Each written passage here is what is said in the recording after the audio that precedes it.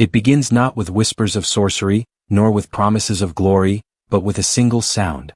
A heartbeat. At first faint, human, fragile, like the flutter of a trapped bird in a cage of bone. But as the rage builds, the pulse changes. Each thud grows heavier, sharper, until it pounds with the rhythm of war drums. Until it reverberates through skull and sinew like the thunder of artillery. Until the man who hears it can no longer tell if it belongs to him, or to something greater, something watching, something hungry. And then, the first act of blood. A knife buried in a rival's throat, a chain blade tearing into flesh, a fist smashing bone into pulp. The world narrows to red spray and the ecstatic crack of breaking bodies. No matter the reason, vengeance, survival, accident, it is the act itself that matters. That moment is a prayer. That blood is an offering. That heartbeat has become a hymn, pounding in time with the roar of the blood god himself. For Khorne does not beckon with honeyed lies. He does not bribe with pleasure or tempt with secrets. He arrives in the instant of violence. He takes root in the rush of wrath, the flood of heat in the veins, the animal joy of ending a life. And when you taste it, when you feel that fire sear your nerves like molten brass, it never leaves you. Picture the battlefield. A boy soldier in a hive war plunges a rusted bayonet into the chest of his enemy. He is terrified, shaking, but in that heartbeat, when the blood gushes hot against his hands, he feels a truth. Not fear, not shame, but power. His vision tunnels, his ears ring, and through the smoke and screams he hears only one thing. Blood for the blood god. The words are not whispered to him. They detonate inside his skull with mechanical precision, as though his very nerves had become instruments of rage, striking in perfect octave with the drum of his heart. And thus the path begins. No ritual. No altar. Only blood spilled, friend, foe, stranger, even kin. It matters not. Khorne cares not whence the blood flows, only that it does. The first kill is not the end of innocence. It is the birth cry of devotion. A crimson spark that lights the pyre upon which your humanity burns away, leaving only wrath and the endless hunger for more. You thought you fought to live. You were wrong. You fought to serve. And in that instant, whether you know his name or not, you are already his. They taught me once that names are cages. That to name a thing is to bind it, to make it yours. That is the arrogance of men who think themselves masters of language and lords of thought. They have never stood beneath the shadow of the blood god. They have never dared to whisper his titles and felt their tongue thicken with iron, their throat burn as though molten brass had been poured into their lungs. I tell you now, you do not bind Khorne with names. Khorne binds you. And yet, there are names. 1,000 names, 1,000 masks, all true, all false. Each is a reflection of a greater whole, like shards of bloodied glass that only hint at the image of the beast that cast them. This is the name most know, the one shouted by berserkers as they split flesh with chain axes and drink in the arterial spray like holy wine. The blood god. Why blood? Because it is life. Because it is the one currency no creature may counterfeit. Blood is the wine of truth, the crimson river that unites all species, all warriors, all prey. When it spills, there is no lie, no artifice. Only essence, only offering. Every drop spilled in fury runs to him. Not metaphorically. Not allegorically. No, it travels. I have seen it. In visions, I have walked the crimson rivers that gush through his domain, blood flowing not as metaphor but as reality, an ocean vast enough to drown galaxies. And in that blood is every victim's scream, every warrior's last heartbeat. Each pulse becomes his sustenance, each death a morsel, each massacre a feast. To kill is to pray. To bleed is to confess. To die is to worship. This is what it means when we say, he is the blood god. But what is blood without bone? What is the river without the stones that break its current? Skulls. Always skulls. The Lord of Skulls. I have seen the mountain upon which he sits. I have seen it in dreams so vivid they felt more real than flesh. Picture it, a throne of brass atop a heap of white bone, rising higher than mountains, higher than clouds, piercing the sky of the warp itself. And that throne does not sit still, it grows.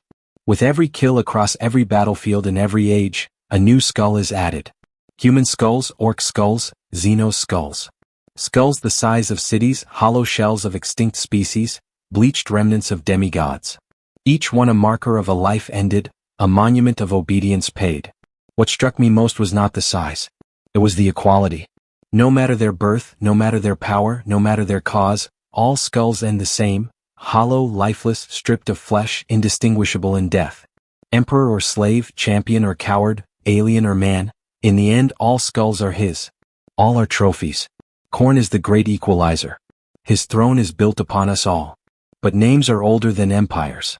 Before Khorne was written in books of heresy, before Blood God was shouted from cultist throats, before Lord of Skulls was carved into the brass of demon axes, there was another name, Karnath. The word is old, older than civilization. It belongs to the dark tongue, the speech of demons and warped realities. It means Lord of Rage or Lord of Blood, but translation cannot capture its gravity. Karnath is not a mere label. It is an invocation, a sound that cuts the air like a blade. When I first heard it in ritual, my bones ached. My teeth rang in my skull. The sound itself was violence, as though language had been sharpened into a weapon. Karnath is more than name, it is memory. The first time man killed man, Karnath was whispered. The first time a predator tore prey in fury rather than hunger, Karnath was written in blood. It is not invention, it is revelation. But what sort of god is he? Beast or warrior? Barbarian or general? Slaughterer or duelist? Here lies the paradox that has driven scholars mad and warriors devoted. He is both. Khorne is rage unleashed, but he is also discipline refined. He is the blood-mad berserker who howls, kill, burn, as he tears foes apart with bare hands, but he is also the duelist who steps into the circle, who demands the hardest fight, who honors the strong by killing them face to face. There is no contradiction. For honor and carnage are two blades of the same axe. One strikes clean, the other shatters bone, but both spill blood. Both feed the throne. The mistake is to think him simple. He is not mindless. He despises cowardice, trickery, sorcery. To stand against your foe and win is the truest prayer. And yet, he also laughs when you turn on your kin, when you cut down friend as readily as foe. For the blood god cares not whence the blood flows, only that it flows. He is paradox made flesh. Honor and savagery. Pride and frenzy. General and beast. And the more you try to divide them, the more you realize they are one. You know his presence when the world bleeds in color. Blood red, not the soft crimson of sunset, but the arterial red of slaughter, of sprays across walls, of rivers running warm. The red that stains and never fades. The red that screams. Black, the void, the silence after screams, the smoke that suffocates. Black is the despair of survivors, the shadow left when fire burns itself out. It is the promise that nothing endures but war. Brass, the molten metal of his throne, the glint of demon armor, the color of rage hardened into eternity. Brass is permanence. Brass is wrath made solid. When cornate banners rise, they are drenched in these hues. Not mere pigments, but resonances of the god himself. Wherever his cults thrive, walls are daubed in red, armor blackened, weapons etched with brass. And when his demons stride into the mortal world, their very presence burns these colors into the land. Skies darken, rivers run red, soil hardens like hammered bronze. These are not aesthetics. They are signatures. They are reality recolored in his name. And always, 8. The number that defines him. What? Scholars speculate endlessly. Some say it is the shape of eternity, the loop unbroken. Others claim it is the rhythm of the heart, 8 beats before the world turns red. Still others whisper that it is written in the warp itself, that the structure of his power coils in eights like strands of a cosmic chain. But I tell you, it simply is. His blood legions march in squads of 8. His demons fight in eights. His towers rise 8-fold around his citadel. A slain demon must complete 8 tasks before Khorne grants it form again. Even his war cries seem to strike in 8-beat rhythms, a chant of blood echoing against eternity. It is repetition. It is inevitability. It is the number of the war drum, pounding endlessly. 8 is not choice. It is law. So speak his names. Call him Blood God, Lord of Skulls, Karnath. Dress him in red, black, and brass. Count to 8 and feel the rhythm echo in your bones. Believe in honor or drown in madness. Matters little. For there is only one truth beneath them all.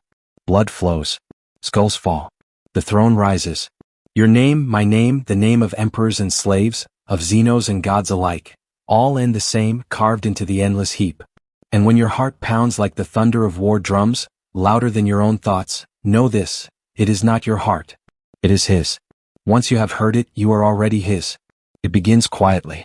Not with fire. Not with ritual. Not even with a conscious choice. It begins with something far simpler. An insult. A betrayal. A loss. A moment where the world seems to spit in your face and demand, what will you do? For most men, anger comes like lightning, bright, sudden, burning for a moment before it flickers out into smoke. But for me, no. Mine stayed. Mine coiled around my ribs like a serpent, whispering, waiting. And when it struck, it sank fangs into me that never let go. I was a child of the hive slums. Violence was not unusual. Men fought over bread. Women slit throats for water. Children learned to stab before they learned to write. But even in that furnace of cruelty, there were still lines, invisible rules, the limits of what we would do. Until the day I crossed them.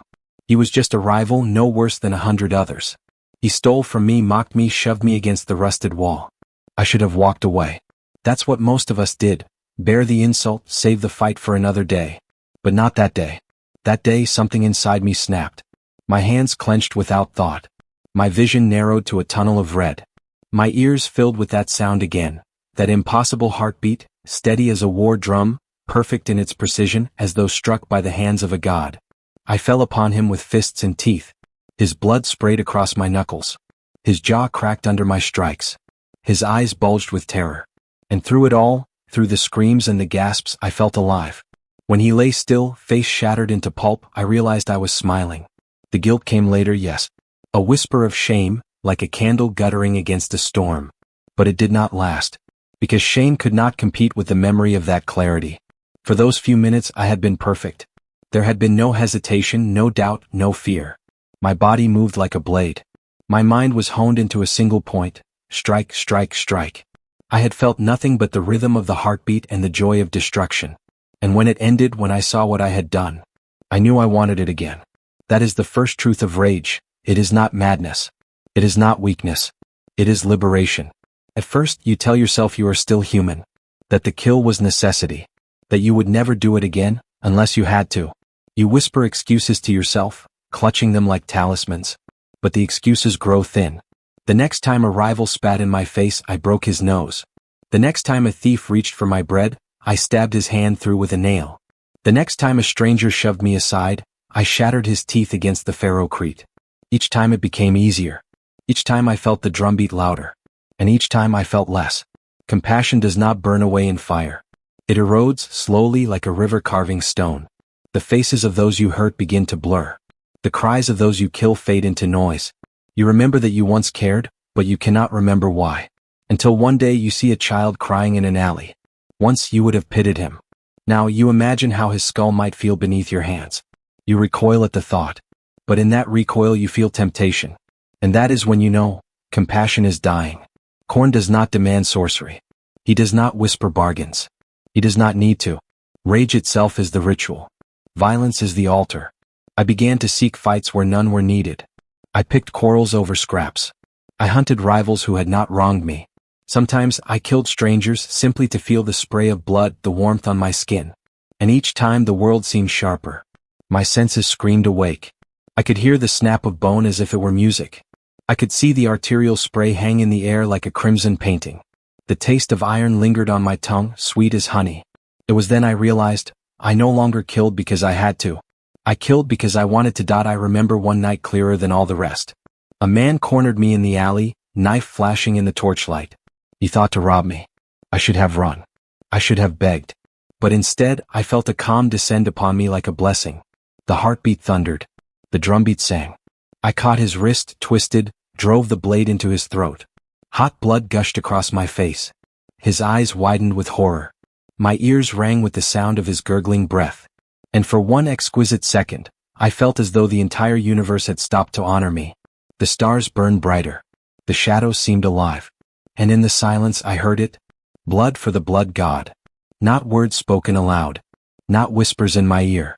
But detonations inside my skull, resonating with mechanical precision, as if the neurons of my brain were strings plucked by unseen hands. I knew then, I was not alone in my rage. Rage is not chaos.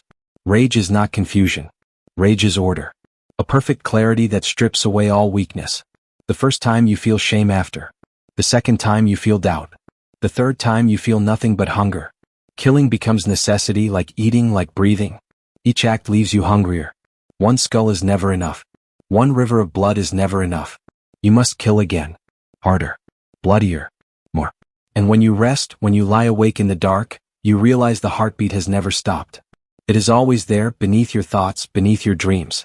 Every silence is filled with it. You belong to the drum now. You belong to the rage. I thought I killed for survival. I thought I killed for justice. I thought I killed for vengeance. No, those were lies. Masked excuses to let me pretend I was still a man. The truth is simple, terrible, absolute. Blood is the only truth. Rage is the only prayer. Violence is the only freedom. The first step into rage is not the first kill. It is not the first battle. It is the moment you realize you will never again be whole without blood on your hands. That is when you belong to him. I remember lying in my barracks after the day's slaughter. My knuckles split, my arms aching, my chest slick with someone else's life. The others slept. I did not. I could not. The drumbeat was too loud. Each thud struck my ribs like a hammer. My veins thrummed with it. My breath came in time with it. My dreams bled into it. And then I knew. It was not my heartbeat. It was his. And from that night on, I was never alone again. It did not come with ceremony. There was no priest, no altar, no witness but the blood-soaked ground beneath my knees. It came in the fire of battle, when my hands were already dripping, when my voice was already raw from screaming. At first I thought it was a wound. A burn across my chest, blistering, searing, eating through skin into marrow. The agony dropped me to the earth, yet the more it hurt, the more I laughed. My veins lit with brass fire, each vessel in my body glowing like molten channels hammered by an unseen forge. My breath came in gasps of smoke and copper. And when I looked down, the flesh of my chest had split open, not from blade nor bullet, but from within. A symbol formed, crude at first, a jagged figure, half skull, half rune. But as the blood poured over it, it began to glow. Brass and crimson. A light that was not light but hunger. The mark. His mark. It was not carved by knife, though I bore the scars of many blades. It was not branded by flame, though I smelled my own flesh burning. No, it was carved by oath, branded by rage, forged by the truth that I had become his. The mark pulsed and I felt something pull at me. Every drop of blood that stained my hands no longer ran into the dirt. It flowed into him. Every scream I ripped from my victims did not vanish into air. It was carried to his throne. And with every kill, I felt the pull tighten, the tether grow shorter, until I was no longer my own. They say the mark of Khorne is a blessing. It is not. It is a chain. But it is a chain that burns like ecstasy. I could feel my body change in the days after. My vision sharpened. The whites of my eyes bled red. My muscles grew taut, fibers twitching with restless violence. My veins no longer carried blood but liquid brass, scalding with each beat of the war drum in my chest. At night, I would claw at my skin trying to cool the fire, but the fire was not in my flesh. It was deeper. In my marrow. In my soul. When I closed my eyes, I saw rivers of blood boiling, skulls piled higher than mountains. And at the center, upon a throne of brass, a shadow with a dog's snarling face and eyes like furnaces. He did not speak. He did not need to. His presence pressed down on me like the weight of a world. The mark was his signature upon my existence. A pact without words, without choice. My blood was his. My kills were his. My life was his. And every time I raised my weapon, the rune flared like a furnace, veins burning, heart pounding, until my strike landed with a force I did not know I had. It was not me who killed. It was him through me. There is no removing it. No washing it away. No blade can cut it out. The mark is deeper than flesh, older than bone. It burns on the soul itself. Once you wear it, you are no longer man. You are vessel. You are conduit. You are instrument. The mark of Khorne is not earned. It is not granted. It is taken, the moment you kill enough, hate enough, want enough. It is the world itself kneeling in blood to crown you his. I was no longer mine. I was his. And in that loss, in that surrender, I felt what I had never felt before. Not peace. Not hope. But purpose.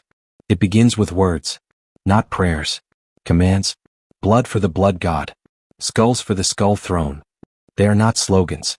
They are laws. Each syllable vibrates with a weight that makes the air taste of copper and smoke. Speak them long enough and your pulse will fall in rhythm with their cadence. The words are not spoken. They are exhaled, torn from the lungs like steam from a forge. To outsiders they sound like madness. To us they are mathematics, precise, measured, inevitable. Every repetition feeds the rhythm. Every rhythm feeds the drum. Every drumbeat feeds him. The uninitiated think skulls are trophies. They are wrong. Trophies are for pride. Skulls are for obedience. A skull is the purest currency of devotion, the one offering that cannot lie. Flesh rots. Blood dries. But bone endures, stripped of deceit, perfect in its emptiness. When we take a head, we do not keep it. We gift it. Each skull added to the heap becomes a verse in his hymn, a syllable in his eternal roar. After battle, when the last scream fades, we kneel. We strip the heads of the fallen, clean them of flesh, anoint them in blood, and raise them high. We do not pray for victory. Victory is irrelevant. We pray for more blood, more skulls, more war. Have you ever heard 10,000 voices scream his name at once? It is not song. It is not language. It is impact. The air shakes, the ground splits, and for a heartbeat the veil between worlds thins. You can hear him then, not as a voice but as a vibration, deep as shifting stone, old as the first murder. Each chant is an artery opening. Each battle cry a heartbeat. Each skull a note in the music of annihilation. To serve Khorne is not to speak to him, it is to become his sound. To roar until your throat bleeds and your lungs tear. To scream until your body can no longer contain devotion, and it bursts from you in violence. That is the litany. That is faith. Our sacraments are carved in flesh. Our scriptures are written in arterial spray. When a warrior takes a life, he does not simply kill, he writes. Every strike is a line, every wound a verse. When the enemy falls, the ground beneath him becomes a page, soaking up the words of our devotion. There are no temples. There are no altars. The battlefield is both. When the ground is red and the air is smoke, when even the sun seems to bleed, we know he walks among us. He does not bless. He does not forgive. He only hungers. And we feed him. Sometimes when the killing ends, when the noise finally fades, we gather in silence. Not peace. Exhaustion. Our armor slick with gore, our hands trembling. And then one among us, always one, will reach down and taste the blood on his gauntlet. The taste is metallic, bitter, divine.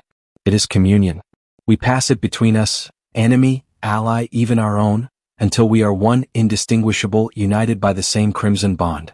In that moment we are not men. We are not warriors. We are the bloodstream of a god. Blood for the blood god. Skulls for the skull throne. 8 words. 2 truths. 1 purpose. Say them long enough and you stop meaning them. Say them longer and you become them. And when your voice fails, when your tongue splits and your breath is gone, the words continue, carved into your bones, echoing through your veins.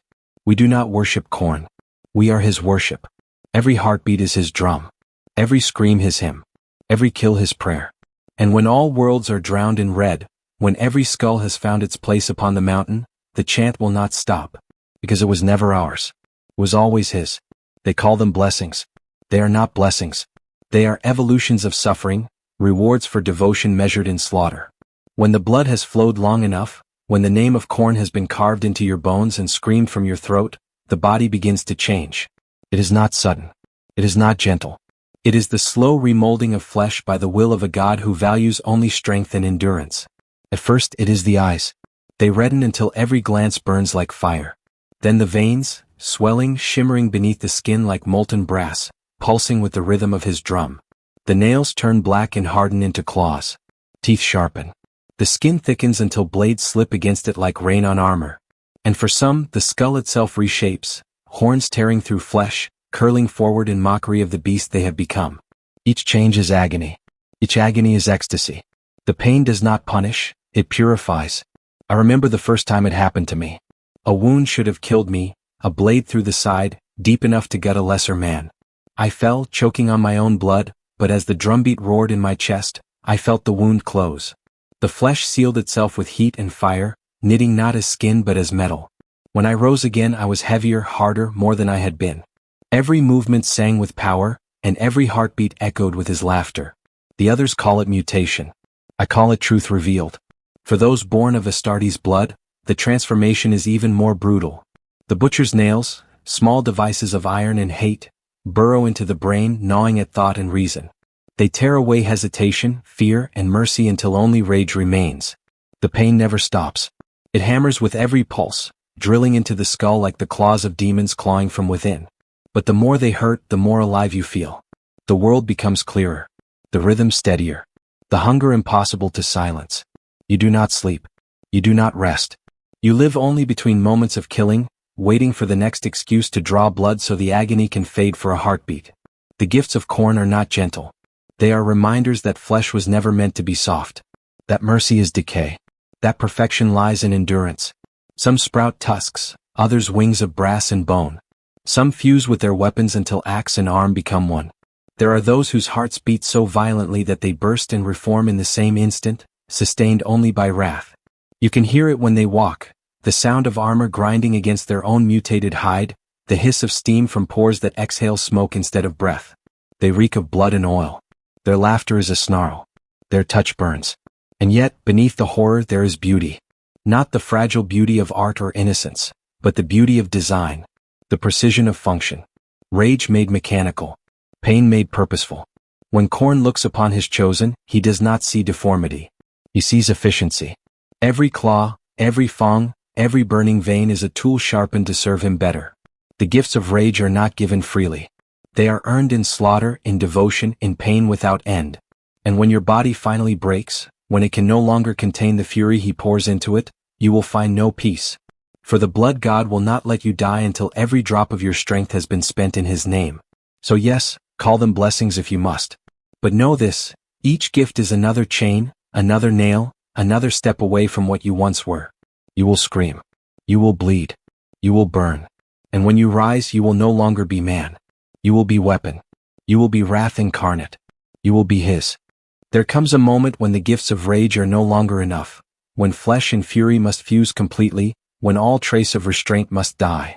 That is when the warrior becomes something more. That is when he becomes a berserker. The transformation is not chosen.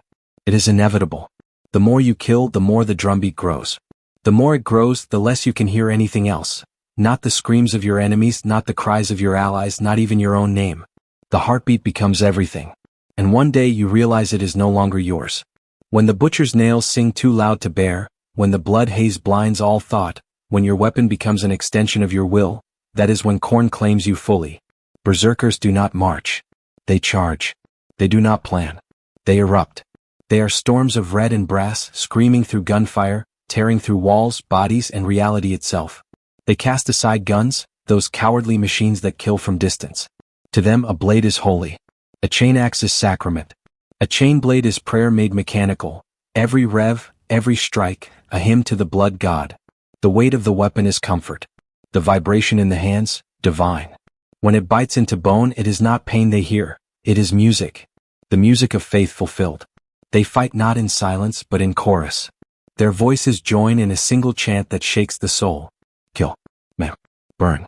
Again and again until it becomes a single word, a single pulse of purpose. The only truth left in a world drowned in red. Their armor, once pristine, is now layered with dried blood and sacred carvings. The mark of Khorne burns across their plates, etched in brass, glowing in rhythm with every heartbeat. Their helmets are often gone, torn away or discarded, for they no longer hide what they have become. Their faces are masks of blood and teeth, their eyes pits of molten hate. To see them charge is to witness the end of reason. Bolter fire cuts them down and they do not slow. Limbs are severed and they keep fighting. A berserker does not retreat. He does not surrender. His life is measured not in years but in the seconds between kills. They fight shoulder to shoulder though they do not know brotherhood. They kill together though they feel no unity. Each is his own war, his own planet of slaughter orbiting the same red sun. When they fall they do not scream. They roar. And even as they die, their hearts still beat for him, the sound fading not into silence but into eternity. I once fought beside them. I remember the heat, the rhythm, the chaos. It was not battle. It was transcendence. To stand among berserkers is to feel small before the purest expression of Khorne's will, the rejection of logic, the embrace of instinct, the holy surrender to violence. They are the angels of annihilation. Each strike of their chain axe is scripture. Each decapitation is doctrine. Each drop of blood a verse. They are not men. They are litanies given flesh. And when they chant their sacred call, kill, maim, burn, the galaxy trembles for the sound is not theirs alone. It is his. There are wars where men kill men. Then there are wars where gods walk beside them. When the veil splits and reality bleeds, Khorne's legions surge through, not of flesh, not of mercy but of rage given shape. First come the bloodletters. They are soldiers born from the echoes of murder, the red silhouettes of every kill ever made. Their bodies are carved from brass and fire, tall and lean like blades, eyes glowing like molten pits. Each one bears a hell-forged sword that burns with the essence of every victim it has tasted.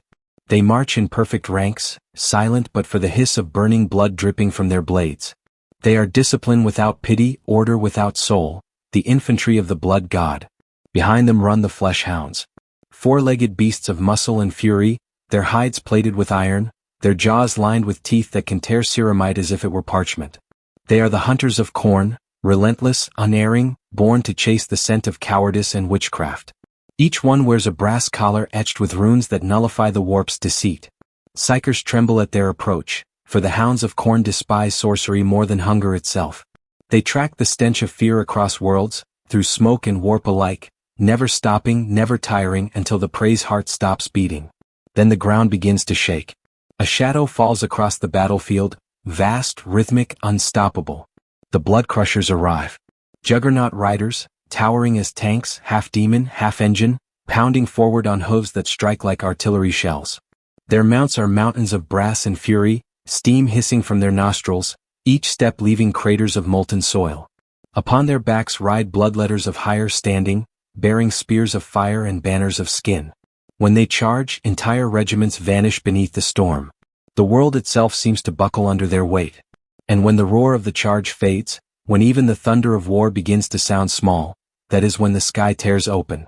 From the wound in heaven descend the greater demons. The bloodthirsters. They are the pinnacle of Khorne's rage, his generals, his angels of extinction. Each stands taller than the spires of hive cities, wings of molten brass unfurling like the gates of perdition. Chains hang from their horns, each link forged from the souls of the conquered.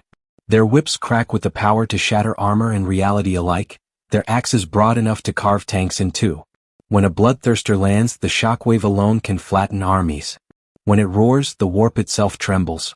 There are names whispered among them: Scarbrand, the exiled one, whose fury burned so bright it scarred eternity; Skulltaker, the collector of champions' heads, his cloak woven from the scalps of demigods.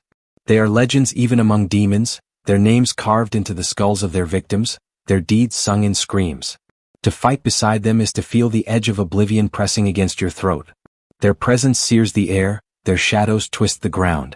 And yet, in their wake, every mortal heart loyal to Khorne beats faster, prouder, louder. For in their towering forms we see what all servants of the blood god dream to become: wrath unchained, glory eternal.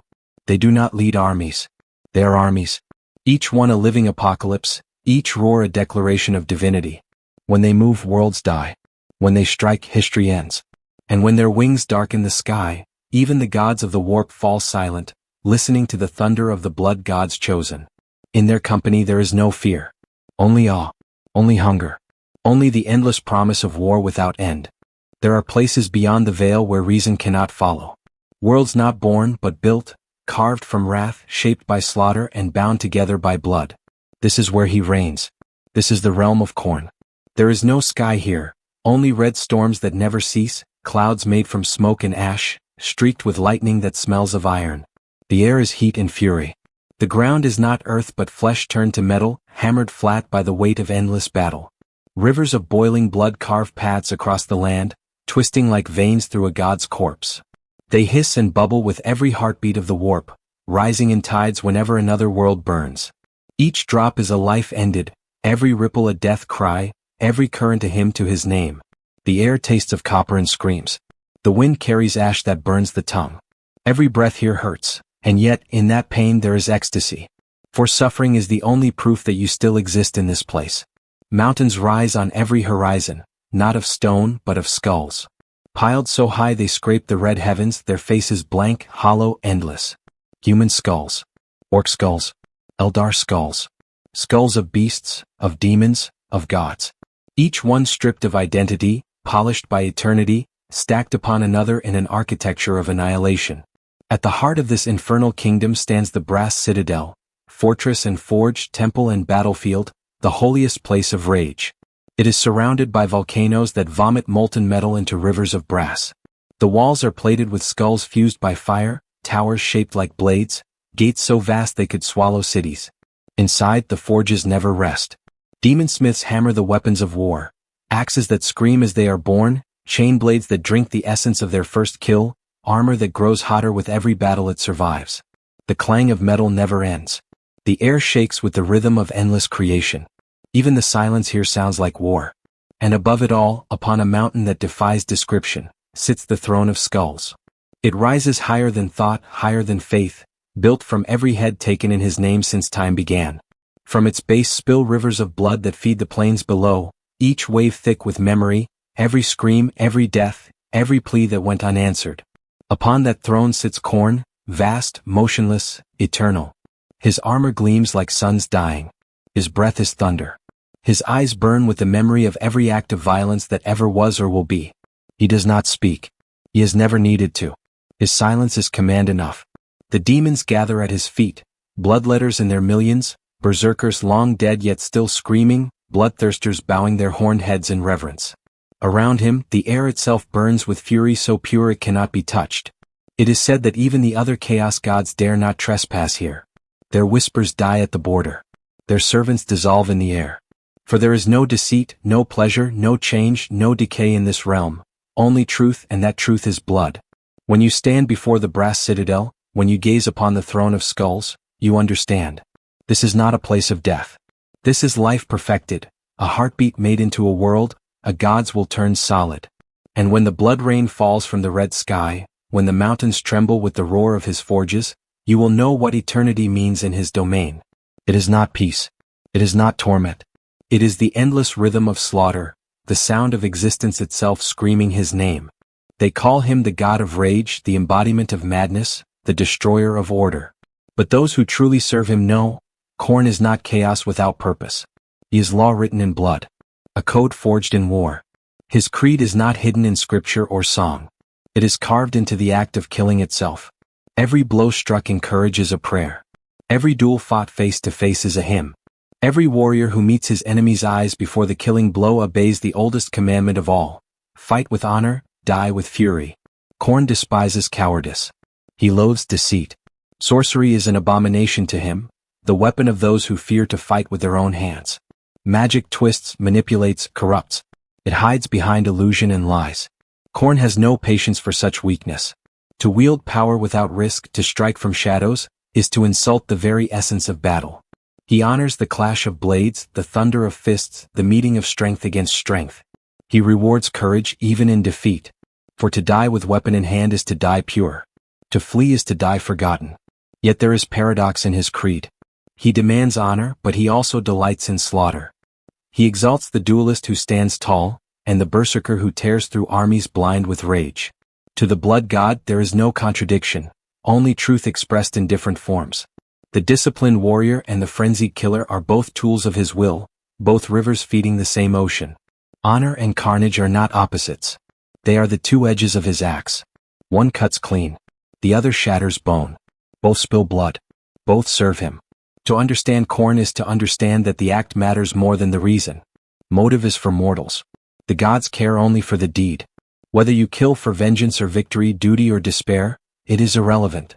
What matters is that you stand, that you strike, that you do not falter. Even duels are sacred.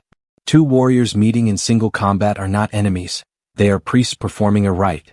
The clash of weapons, the exchange of blood, the final breath, each is a sacrament in his name. In that moment there is no deceit, no fear, no past or future. Only the instant of truth, the heartbeat where one lives and one dies. That is purity. That is prayer.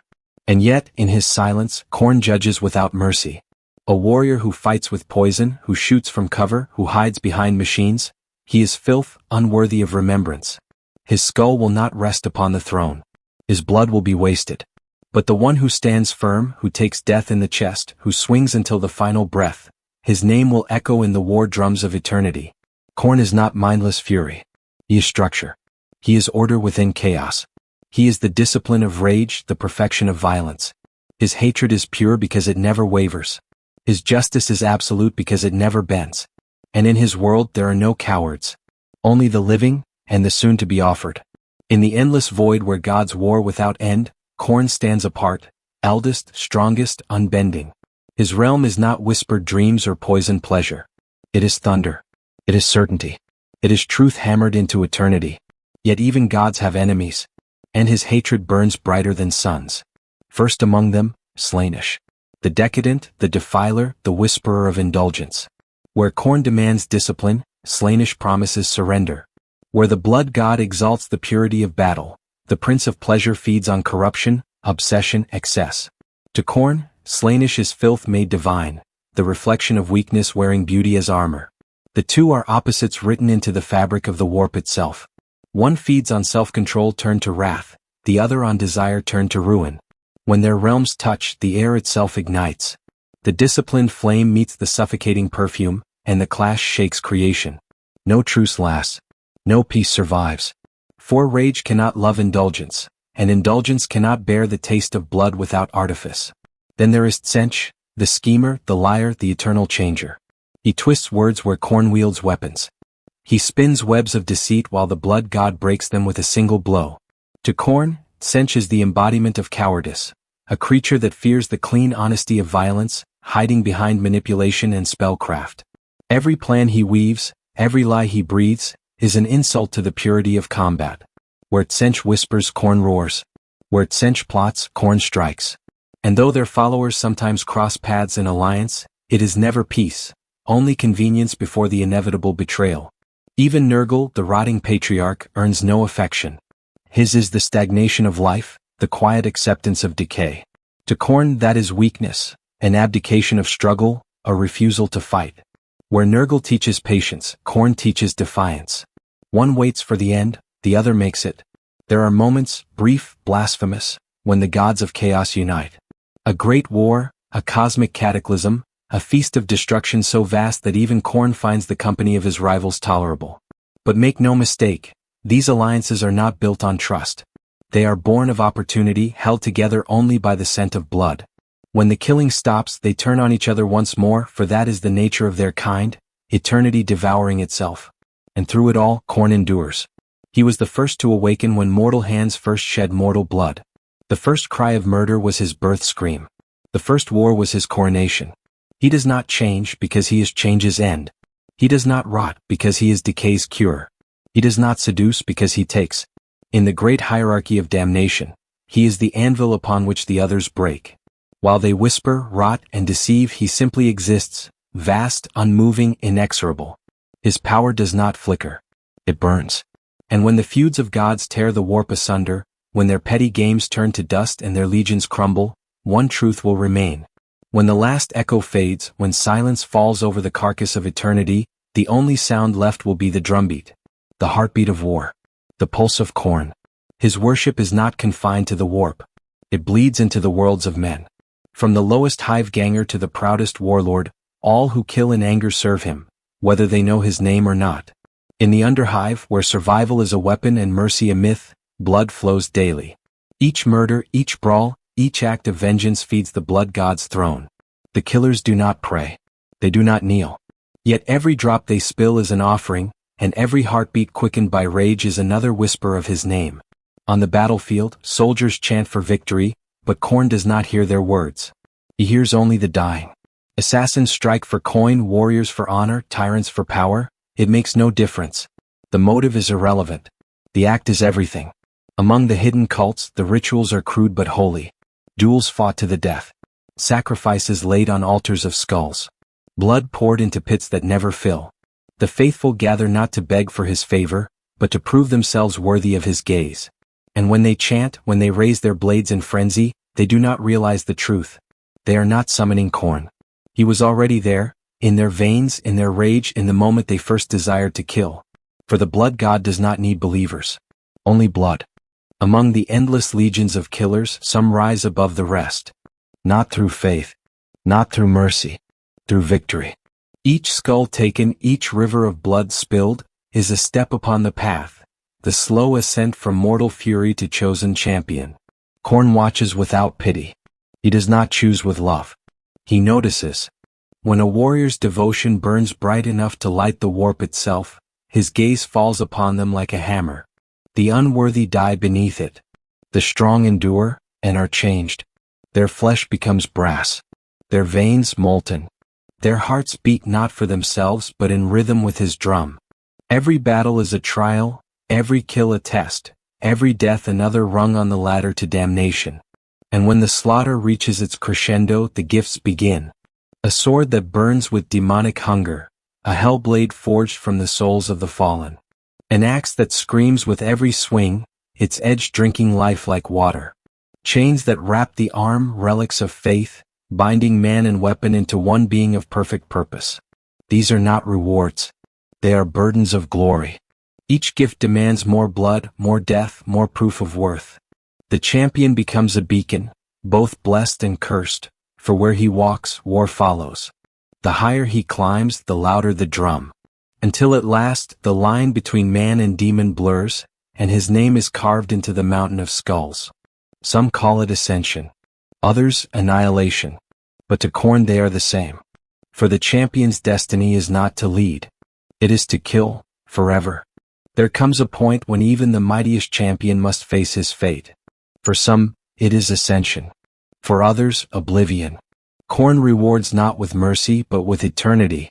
When a warrior has slaughtered beyond number, when his name is spoken in screams across 100 worlds, the blood god may reach down and lift him from flesh into legend.